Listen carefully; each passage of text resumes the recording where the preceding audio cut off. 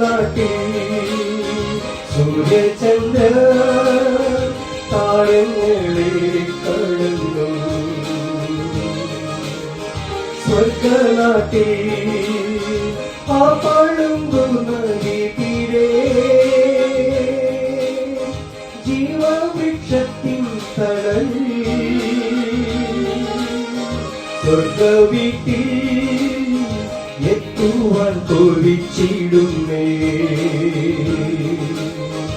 എന്നാളാ സ്വർഗവീട്ടിൽ എത്തുവാൻ കൊതിച്ചിടുന്നേ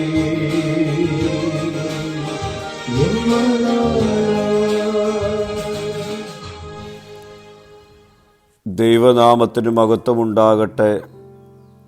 ഇന്നത്തെ പ്രഭാത ധ്യാനത്തിനായി 51 സങ്കീർത്തനം 5 വാക്യം. ഇതാ ഞാൻ അകൃത്യത്തിൽ ഉരുവായി, പാപത്തിൽ എൻ്റെ അമ്മ എന്നെ ഗർഭം ധരിച്ചു. പാപത്തെക്കുറിച്ചുള്ള ആഴം തിരിച്ചറിയുന്ന ദാവീദ് ദൈവസന്നിധിയിൽ തകർന്ന ഹൃദയത്തോടെ അടുത്തു വരുന്നു. പാപം വെറും പുറത്തുള്ള പ്രവൃത്തിയല്ല, അത് മനുഷ്യൻ്റെ ഹൃദയത്തിൽ ആഴത്തിലുള്ള സ്വഭാവമാണ്. നാം പാപം ചെയ്യുക മാത്രമല്ല, നമ്മുടെ ജനനം തന്നെ പാപ സ്വഭാവത്തോടെയാണ്. കോപം, അസൂയ, സ്വാർത്ഥത, അഹങ്കാരം ഇവയെല്ലാം മനുഷ്യ ഹൃദയത്തിൻ്റെ വീഴ്ചയെ കാണിക്കുന്നു. പാപബോധം നമ്മെ മാനസാന്തരത്തിലേക്ക് നയിക്കും. ദാവീദ് തൻ്റെ പാപം മറച്ചു വയ്ക്കുന്നില്ല, അവനത് സമ്മതിക്കുന്നു. സത്യമായ മാനസാന്തരം ആരംഭിക്കുന്നത് എനിക്ക് ദൈവകൃപ വേണം എന്ന് തിരിച്ചറിയുമ്പോഴാണ്. എല്ലാവരും പാപം ചെയ്ത് ദൈവ തേജസ് ഇല്ലാത്തവരായി എന്ന് പൗലോസ് റോമകൃതി ലേഖനത്തിൽ നമ്മെ ഓർമ്മിപ്പിക്കുന്നു. ദൈവം ശിക്ഷിക്കുന്നവൻ മാത്രമല്ല, അവൻ ക്ഷമിക്കുന്ന പിതാവുമാണ്.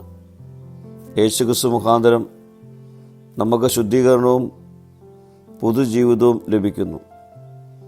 ഈ സങ്കീർത്തനത്തിൽ തന്നെ ദാവീദ് പ്രാർത്ഥിക്കുന്നത്, ദൈവമേ ശുദ്ധഹൃദയം എന്നിൽ സൃഷ്ടിക്കണമേ എന്നാണ്.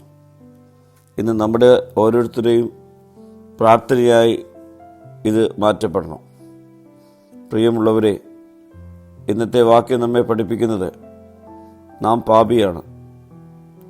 അത് നാം അംഗീകരിക്കണം. ദൈവസന്നിധിയിൽ തുറന്ന മനസ്സോടെ അവൻ്റെ കൃപയ്ക്കായി, കരുണയ്ക്കായി അപേക്ഷിക്കണം.